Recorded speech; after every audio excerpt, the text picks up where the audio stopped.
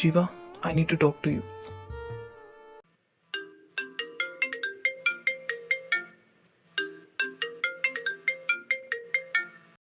ആനന്ദ് ജീവയോട് കോളേജിൽ വെച്ച് നടന്ന സംഭവങ്ങളടക്കം എല്ലാം പറഞ്ഞു. ഹലോ ജീവ, നീ കേൾക്കുന്നില്ലേ? ജീവയാണെങ്കിൽ ചിരിക്കണോ അതോ കരയണോ, ഞെട്ടണോ, ഇനി ദേഷ്യപ്പെടണോ എന്നറിയാതെ ഇരിക്കുകയാണ്. എന്ത് റിയാക്ഷനാ ദേവാ നിനക്ക് വേണ്ടേ? എന്റെ കയ്യിൽ എല്ലാം ഉണ്ടടാ. എന്ത് വേണേലും പറഞ്ഞോ നീ, എനിക്കിപ്പോ നിന്റെ ഹെൽപ്പ് വേണം. That's it. സോ നീ പ്രതികാരം ചെയ്യാൻ കെട്ടും കിടക്കെ എടുത്തു പോയത് മീരയോടായിരുന്നല്ലേ? യെസ്. എന്തേ ഇപ്പൊ സ്വന്തം ഐഡിയ ഒന്നും വരുന്നില്ലേ ഇതുവരെ ഒപ്പിച്ച പോലെ? ഇല്ല.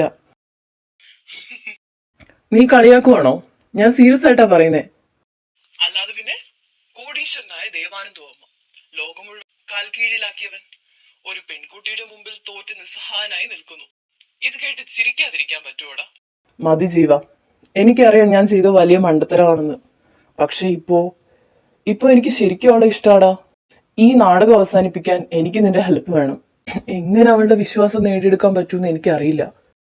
ഓ, അപ്പോ സ്നേഹം എന്താണെന്ന് അറിയാത്ത ദേവന് സ്നേഹം പഠിപ്പിക്കാൻ എന്റെ ക്ലാസ് വേണം അല്ലേ? ഓക്കെ ദേവാ, കളിതമാശയല്ല. നീ പെട്ടിരിക്കുന്ന വലിയൊരു കുരുക്കില. മീര നിന്നെ വെറുക്കുന്നു എന്നതല്ല ഇവിടുത്തെ പ്രശ്നം, അവൾക്ക് നിന്നെ അറിയാമെന്നതാ. നിന്റെ സ്വഭാവം, നിന്റെ അഹങ്കാരം, നീ ചെയ്ത ഓരോ കാര്യങ്ങളും അവളുടെ മനസ്സിലുണ്ട്. ഇനി നീ എന്തൊക്കെ ചെയ്താലും അവൾ അത് ദേവാനന്ദ വർമ്മയുടെ അടുത്ത മൂവായിട്ടേ കാണുള്ളൂ. അതൊക്കെ എനിക്കറിയാം. പക്ഷെ അവളുടെ വീട്ടുകാർ, അവർ തരുന്ന സ്നേഹം, അതെനിക്ക് കളയാൻ പറ്റില്ല. ഈ കള്ളം എത്ര കാലം മുന്നോട്ട് കൊണ്ടുപോകും? അവിടെയാണ് നിനക്ക് തെറ്റിയത്. നീ ആനന്ദായിട്ടല്ല, ദേവാനന്ദായിട്ട് തന്നെ അവരുടെ മുമ്പിൽ നിൽക്കണം. പക്ഷേ ആ പഴയ ദേവാനന്ദായിട്ടല്ല. നിന്റെ ഈ മാറ്റം മീര കാണണം. അതിന് നീ ആദ്യം ചെയ്യേണ്ടത് മീരയോട് മാപ്പ് ചോദിക്കുകയല്ല, മറിച്ച് അവൾക്ക് നിന്നെ വിശ്വസിക്കാൻ തക്കമുള്ള സാഹചര്യങ്ങൾ ഉണ്ടാക്കണം. ഞാൻ എന്ത് ചെയ്യണം? സിമ്പിൾ. നീ അവിടെ വന്നത് പ്രതികാരം ചെയ്യാനാണെന്ന് അവൾക്ക് ഉറപ്പല്ലേ? ആ പ്ലാൻ നീ ഉപേക്ഷിച്ചു എന്ന് അവൾക്ക് ബോധ്യപ്പെടണം. അതിന് നിന്റെ ബിസിനസ് സാമ്രാജ്യവും അമ്മയുടെ ഓർഡറുകളും ഒക്കെ ഒരു വശത്തേക്ക് മാറ്റിവെക്കണം.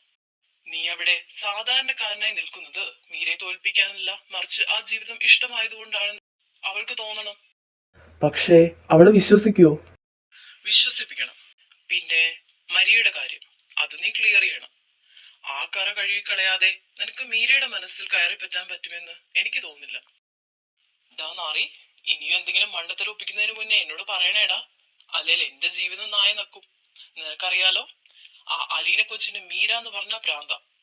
ഇനി നീ ഇവളോട് പ്രതികാരം ചെയ്തതൊക്കെ മീര അവളോട് പറഞ്ഞ എന്റെ കാര്യം കട്ടപ്പുകയാ. അതുകൊണ്ട് പൊന്നുമോനെ ദേവാ, എന്റെ കൂടെ ഒന്ന് ഓർക്കണേടാ നിന്റെ പ്ലാൻ എടുത്തിടുമ്പോ. വച്ചിട്ട് പോടാ മാറി. മനുഷ്യൻ ഇവിടെ ആകെ പുകഞ്ഞു നിൽക്കുമ്പോഴാ അവന്റെ ലൈൻ വലി. ഓ, ഇടയ്ക്ക് വല്ലതും പഠിക്കണേ, അടുത്ത മാസം പരീക്ഷ ഉള്ളതാ. ശരി, ഞാൻ വിളിക്കാം. Okay, by.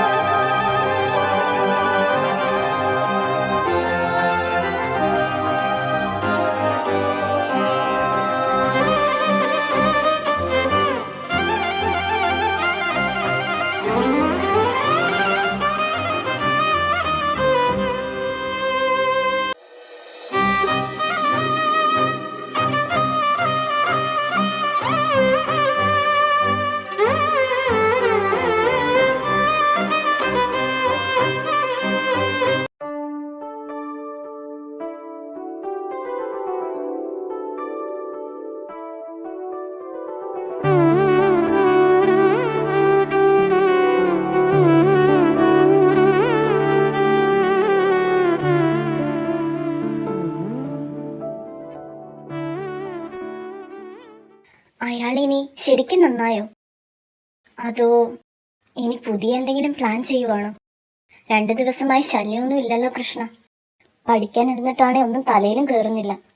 മനസ്സൊരു കാറ്റാടി പോലെ പറന്നു കിടക്കുക. ഒരു സമാധാനം ഇല്ലല്ലോ കൃഷ്ണ.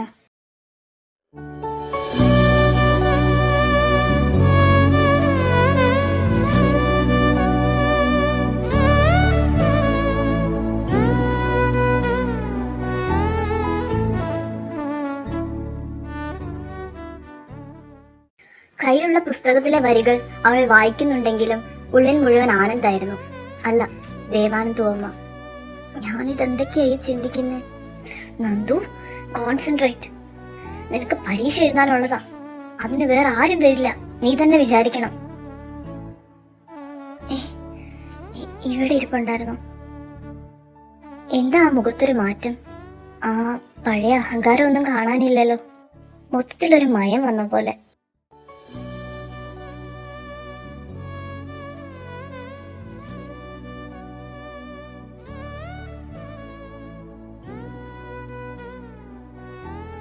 നന്ദു, അച്ഛൻ വിളിക്കുന്നു കുട്ടി.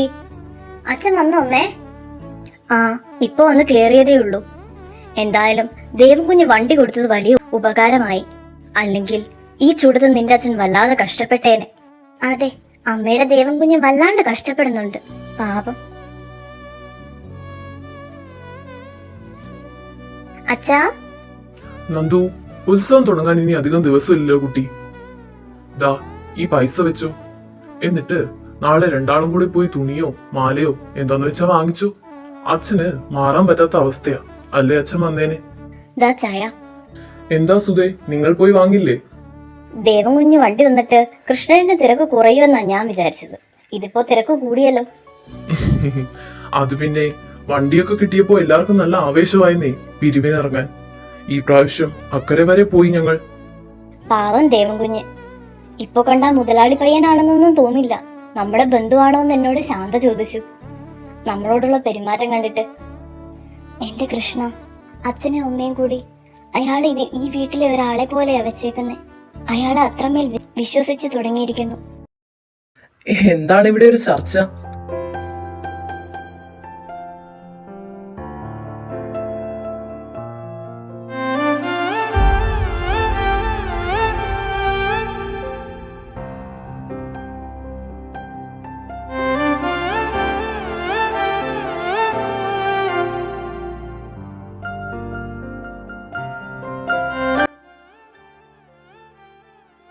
സുധമ്മേ, വിശക്കുന്നു. വല്ലതും തായോ? ഞാൻ കൃഷ്ണേട്ടനോട് കുഞ്ഞിനെ വിളിക്കാന്ന് പറയാൻ വരുമായിരുന്നു. കുഞ്ഞിരിക്ക്, അമ്മ ഇപ്പൊ എടുത്തു വെക്കാം.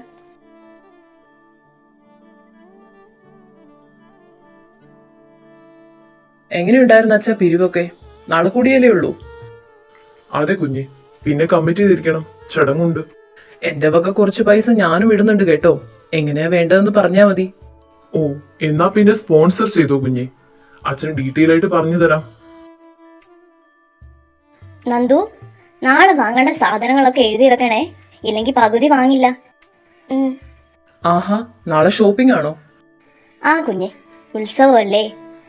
നന്ദുവിനൊരു ജോഡി എടുക്കണം. പിന്നെ കുറച്ച് സാധനങ്ങളൊക്കെ വാങ്ങാനുണ്ട്. ഓ, അത് ശരി. എന്നിട്ട് മോളെ മാത്രമേ കൂട്ടുന്നുള്ളൂ, മോനെ വിളിക്കുന്നില്ല?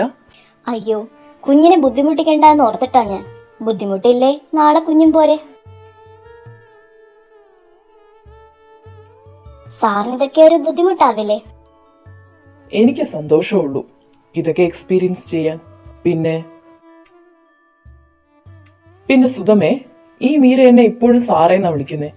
ഇവളോട് മര്യാദയ്ക്ക് എന്നെ വേറെന്തെങ്കിലും വിളിക്കാൻ പറ.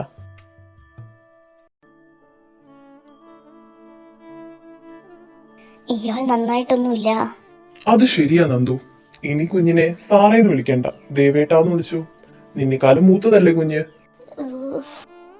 അച്ഛനും തുടങ്ങി.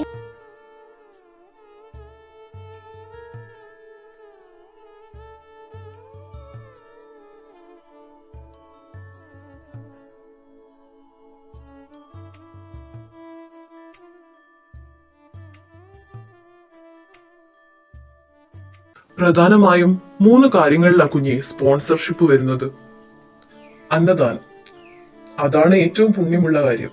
ഉത്സവത്തിന് വരുന്ന ഭക്തർക്ക് ഉച്ചഭക്ഷണം നൽകുന്നു. ഒരു ദിവസത്തെ മുഴുവൻ അന്നദാനമോ അല്ലെങ്കിൽ അതിനുള്ള അരിയോ സാധനങ്ങളോ അങ്ങനെയായിട്ടും സ്പോൺസർ ചെയ്യാം. ഇനി പണമായിട്ടാണെങ്കിൽ അതിനൊരു നിശ്ചിത തുക കമ്മിറ്റി നിശ്ചയിച്ചിട്ടുണ്ട്. പിന്നെയുള്ളത് കലാപരിപാടികളാ.